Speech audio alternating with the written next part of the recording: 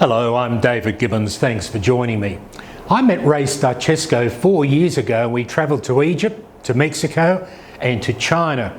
He shared key information the global imaging supplies industry needs to know, if they want to survive, that is, beyond the next 5 to 10 years. Starchesco is the founding CEO of Tesra, the innovation channel, and is also the host of the End of the Day with Ray TV show. Based in the United States, he has called the imaging channel home for nearly 30 years. He is well known, having contributed more than 100 articles in industry publications. Starchesco has also spoken at events right across America. He accurately predicted the Staples DEX acquisition, and when he spoke in China in 2017, he shared his thoughts on HP buying Xerox. Many in attendance could not comprehend that message. However, it appears he was onto something given what we saw going on between HP and Xerox in 2019. Starchesco has become the father of what has quickly become the A4 revolution. He warns of the disruptions that threaten the industry. Some say he is a disruption. In any case, he continues to challenge the status quo. And you can watch his daily TV program End of the Day with Ray, which is posted on YouTube and LinkedIn, where he now has 20,000 followers. Go to LinkedIn to find Ray Starchesco. Well, we're very honoured that he has agreed to speak virtually to our audience at REMAX World Summit and to the global audience as well. Hello, my friends. My name is Ray Starchesco. David Gibbons, I want to thank you for allowing me to participate in your summit this year. I wish I could be there in person.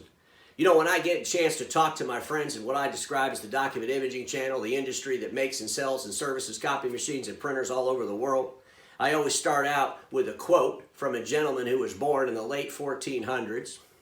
And in 1513, Nicolo Machiavelli said this: "There's nothing harder to take in hand, more peerless to conduct, more uncertain in its success, than to take the lead with the introduction of a new order of things. For the innovator has enemies, those who have done well under the old conditions, and lukewarm defenders in those who may do well under the new." Ladies and gentlemen, I got to say that last part again because it's so important for my friends in the imaging channel space. For the innovator has enemies, those who have done well under the old conditions, and lukewarm defenders in those who may do well under the new. And ladies and gentlemen, it's those lukewarm defenders that really impede innovation of an industry in disruption. You know, over the last year, we've seen the world in this pandemic.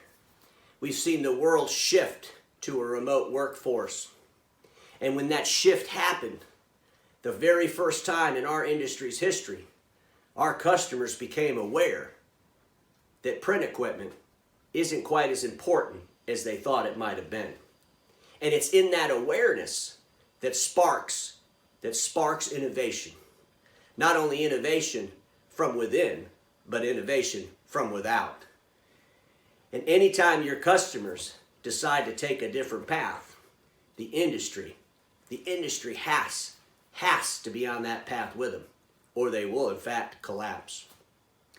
Earlier this year, I wrote an article. I published it on LinkedIn. And the premise of the article was this: you know, the automobile was invented in the late 1800s. And it took a long time to get that automobile up and running and going before it was filling up the streets. But you know what? What if this happened? Imagine, if you will, with me, that in the early 1900s, there was a horse pandemic and all the horses had to be quarantined. And all the horses had to be quarantined, so the people still had to get from point A to point B, but they didn't have their horse anymore. The automobile was there, but maybe they were procrastinating that automobile. Maybe they didn't have the money to buy that automobile, but they're forced into it. They got to do it. They buy the automobile. And let's just say a year later, the pandemic for the horses is over and all the horses are released from the barns. Do we honestly believe that the people that got the car are going to trade that car in and get back on their horse? Well, ladies and gentlemen, that's where our industry is today. Our users, for the very first time, got an awareness. Not only an awareness that they don't need to print as much, but an awareness that there's other ways to do business without printing the page. Organizations like DocuSign, explosive growth. Think about that. How many applications have been moved to the cloud? How many people are moving documents between each other and keeping them behind glass? More and more, my friends, more and more. We talk about workflows in our industries. You know what workflow, the biggest disruption to workflow is simple, folks. It's to have to stop and scan something or print it. That's a disruption to workflow. People try to eliminate disruptions. I'm not saying that we're never going to print anymore. I'm not saying that you're not going to put supplies in those printers. But what I'm saying is this: the volumes are going to decline. They're going to decline massively. Not only are the volumes going to decline, but the way we deliver the equipment to the end user is going to change, and it's going to change drastically. There's whole industries out there built around delivering the big A3 copy machines to end users. A whole industry. We call it the BTA style channel. Ladies and gentlemen, delivering A3s to end users in offices where the offices are closed or the offices aren't going to have as many people there is probably not a reality in the very, very near future. But the A4 MFP is. There should be tremendous growth in the A4 MFP. That's why I started the A4 revolution with my friends at Lexmark in Boston in 2018.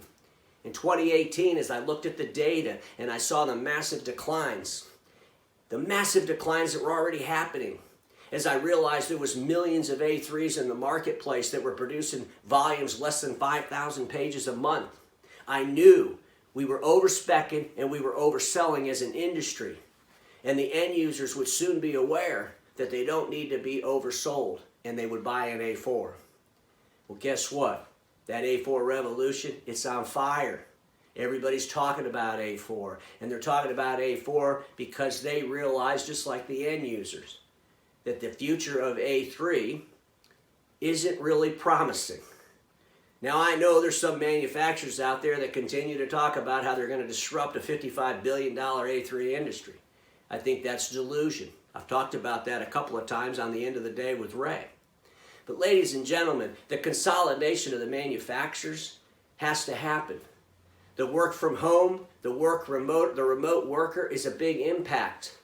But first, before I talk about the consolidation, I want to talk about this work from home thing. Because this work from home thing is making our industry appear to be totally insane from the outsiders looking in. First, let me clarify something. People have had printers in their houses for decades, since the printer was invented. Maybe it took a few years before we put them in their houses, but you know what I mean? Printers have been in people's houses for a long, long time. People have been printing in their houses for a long, long time. But you know what people don't do? They don't print a lot in their houses. And quit looking at these one-offs. Quit listening to someone that's got some kids at home and they're printing all kinds of stuff off, because you know what? That'll change too. Look at the workflows. Look at the person in their home that's working for a company and really ask yourself, what are they printing and why are they printing it? Do we really believe that this crisis caused these workers all this anguish? That they're sitting in their home offices and they're scratching their head and they're saying, oh man, I wish I could print. I wish I had a better color MFP. Oh, I need to scan all these documents. Folks, they're not saying that because they haven't been saying that for the last decade at least. The work from home movement is nothing new. In 2017, I wrote about the work from home movement. And I even titled that article, Don't Let Amazon Have All the Fun. And I was warning my friends that deliver equipment to businesses all over the world that you better start talking to those businesses and asking those businesses what their strategy is for the remote worker of the future. Boy, I wish a lot of them would have taken that advice, because here we are in a global pandemic and the remote worker is a reality in a massive way.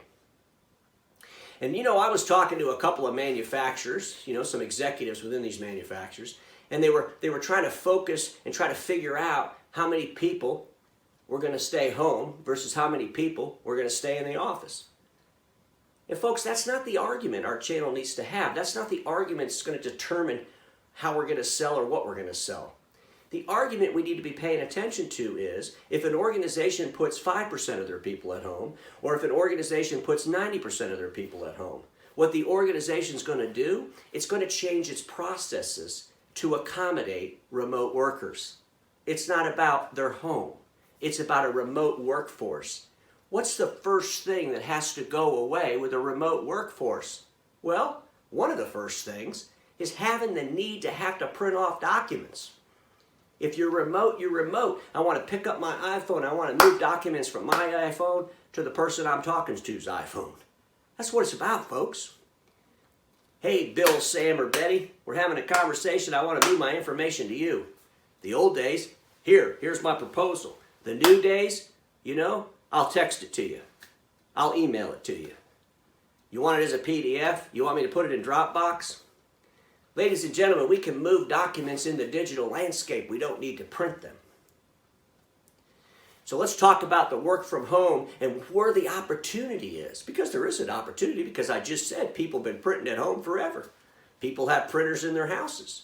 The opportunity is going to be the manufacturer that could deliver a printer in somebody's house cheaper than somebody else. I hate to say that word cheaper, but that's the reality. Do you honestly believe that people are sitting at home going through specs of printers like they are their car? Like they are a refrigerator? It's a printer. They all do the same thing for the most part. Some of them are MFPs, some of them are printers, some of them are black and white, some of them are color.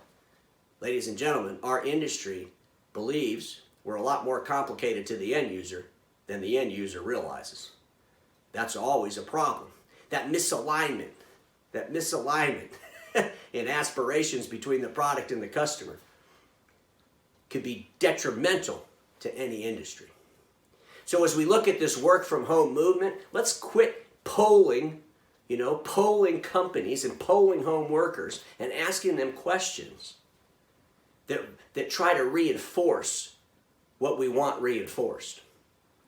The difference between an analyst and a visionary is simple.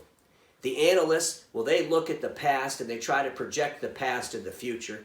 And a visionary looks at the future, and what they see in the future, they try to deliver to the present. That's the difference. That's the difference, folks.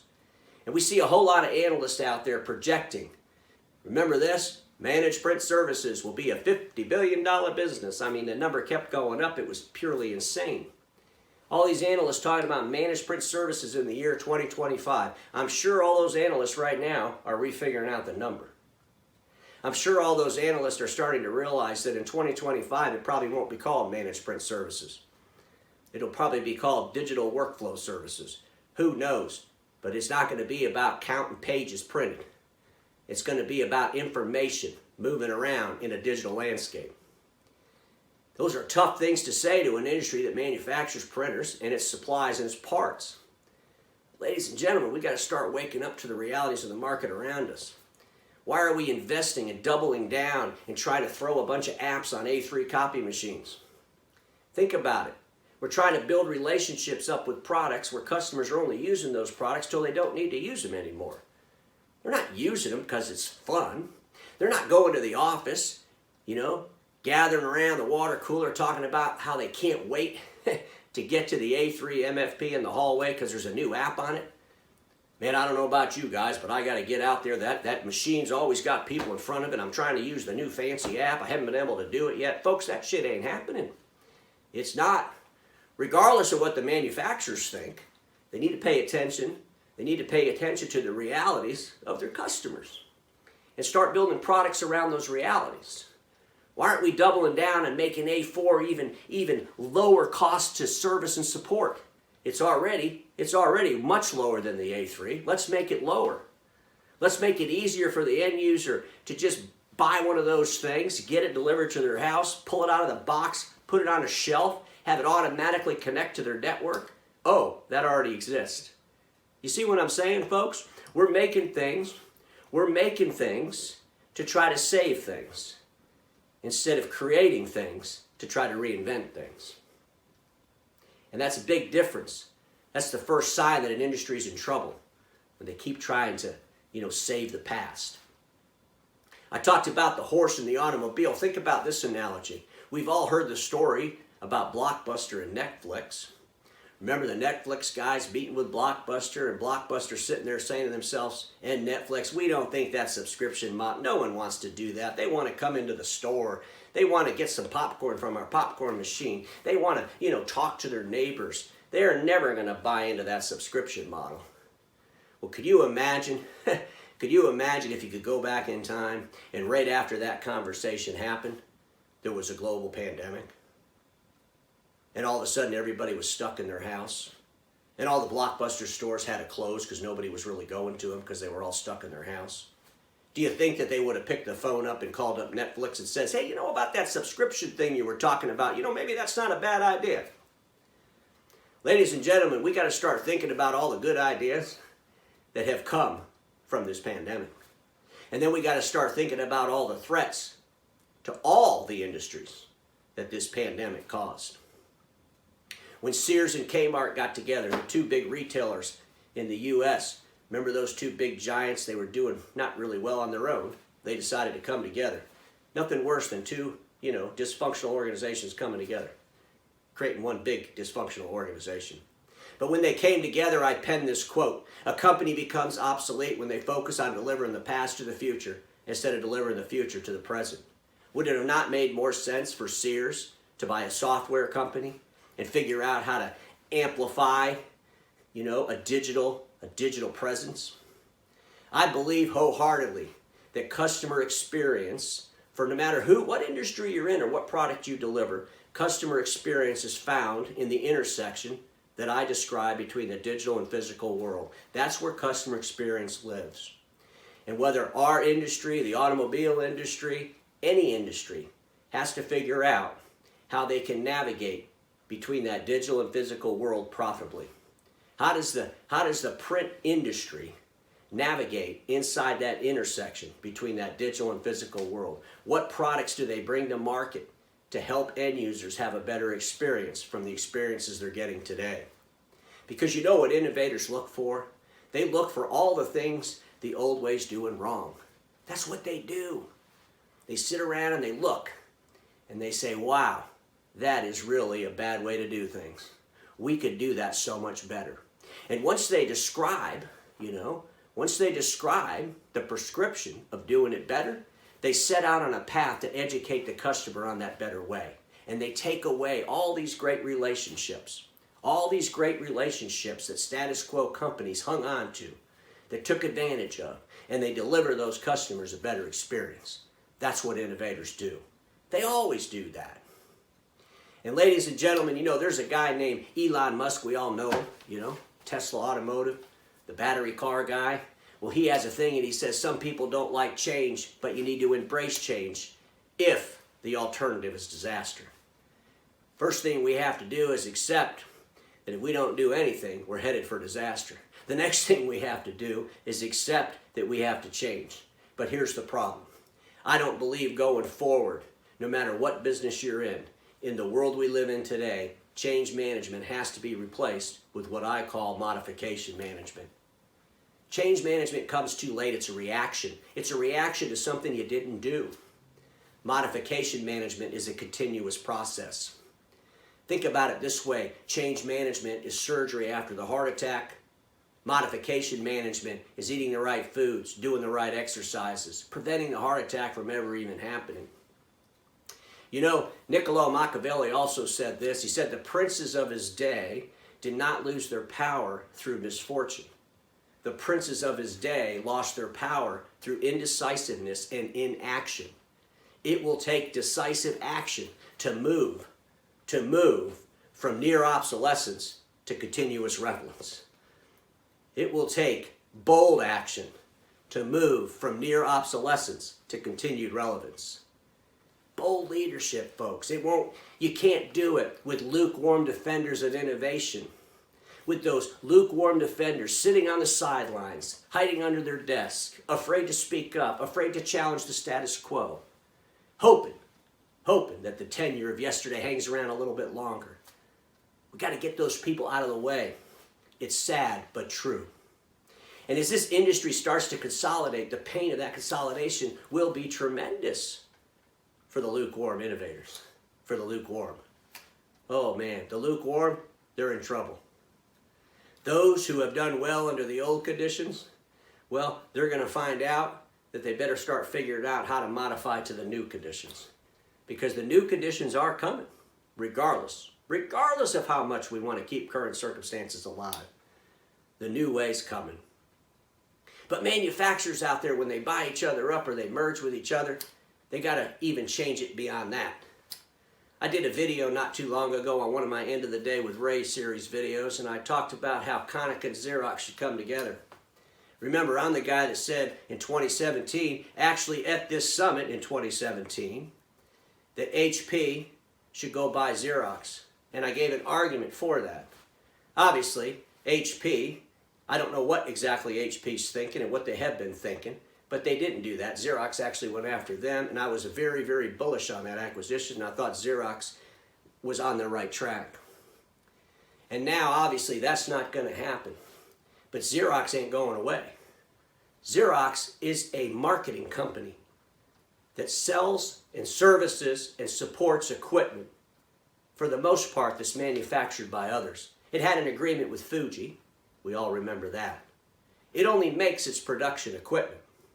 A lot of people are fooled. They think Xerox is a copier manufacturer. It's not. It's a manufacturer of a part of its product deliverable. But the majority of the machines that are in the field that Xerox service, supports, and supplies are made by others. And when you look at Xerox, and now if they looked at a Konica as an example, what do they get? They get a manufacturer, and they don't have to buy Konica. Maybe they just partner with them in kind of the format they did with Fuji. Why don't they just partner with them? They get the equipment they need to deliver into the marketplace. And here's the other thing they get. They get all of that Konica direct footprint now becomes a Xerox direct footprint. Xerox becomes the marketing arm for a Konica, if you will. That's the kind of things we got to start thinking about. You know, I published that in an article, and I got some comments back, and one of them was this: what makes you think that a Japanese company is going to sell to an American company? And my answer to them was, well, a global pandemic, massive declines, 20% reductions in revenue makes for strange bedfellows. All the industry's people, regardless what sector you're from, if you believe that nothing's going to change, you're nuts. There will be tremendous amounts of changes. And you can't go back to the way it used to be or think about why things didn't work. We have to start thinking about how things will work. It's so easy to think about how things won't work. I remember when I started the A4 revolution with my friends at Lexmark in Boston in 2018. I'm out there preaching to the world, stop overspeccing and overselling A3s. Customers don't need those big giant devices. I was looking at data, realizing that there was millions of A3 copy machines across the world that were running less than 5,000 pages a month. That's a perfect recipe for disaster from an outside innovator coming in and taking away all those great relationships and delivering those customers a better experience, an A4 experience. But when I was talking about this in 2017, and 2018, and 2019, I would get bombarded from executives, from salespeople, on all the reasons why this wouldn't work. They would talk about how salespeople, weren't commission right to be able to sell A4. How manufacturers couldn't just, get rid of all that revenue if they switched from A3 to A4 because the A4s are cheaper. Well, guess what? They just lost 20-30% of their revenue. Maybe they should have switched prior. Ladies and gentlemen, we don't have control. We don't have control over holding back relevance. Nobody does. Progress always wins. Anytime you try to hold back relevance, well, you end up in obsolescence. That's where you end up. We need to start thinking about what could happen. What could happen based on why it should happen. And when we start thinking that way, we get creative. When we start thinking about how a Xerox and Konica could come together profitably, hitting home runs all over the park, it'll spark imaginations. It's easy to sit there and write down all the reasons it won't work. It's easy to hire some analyst to go out there and ask questions to get the answers to insinuate that wouldn't work. That's what a lot of these analysts are doing. Gosh, I look at some of the reports I see out there and I want to cringe. I saw a report recently, and these are good analysts. I'm not trying to make fun of the analysts. I'm just trying to tell you that analysts, at the end of the day, for the most part, aren't visionaries. They're not. They try to figure out how we're going to do what we're doing now in the future. They're not trying to figure out what the future's doing and helping us bring that to the present. But when I see, articles written about how if a company pays for the worker's device in their home, they'll print more. Do you realize how silly that sounds? Come on, folks. A company, if they pay for the device in the person's house, they're going to print more. What does that even mean? How do you come up with that conclusion? People are going to print what they need to print, whether it's in their house or whether it's in the job. They're not just going to make stuff up to print. And here's the other question. This work from home thing, I got to be honest, I've done a couple of videos on this. It's just driving me out of my mind when I hear people talking about this because they're taking it to extremes that are insanity. People are not going to put DCA tools on their home printers. It's not going to happen. Mom and dad are not going to sit around the kitchen table with pie charts and start yelling at the kids on what they printed at home. And how come they're printing on mom or dad's printer? They're printing coloring book pages. They shouldn't be doing that. They're only allowed to print on Saturday. Betty can only print on Sunday. You think that's going to happen? You're nuts. It's not. People are going to print at home like they have for the last 15 years, and they're going to buy toner when they need it. The opportunity for what I call the BTA channel, or those dealers that sell equipment to offices, is to go to those offices and come up with programs that allow those workers to buy sub $200, $300 printers in a digital platform so they could get them delivered to their house. They could be set up without anybody interfering with them, and they could supply them toner when they need it. Folks, it's not about dragging print management to the future of the home office.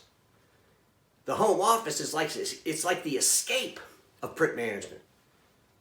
Not to mention that print management wasn't very successful in the SMB space since its birth 20 years ago. Print management was designed for the enterprise space. The enterprise space, folks. That's where it was designed for.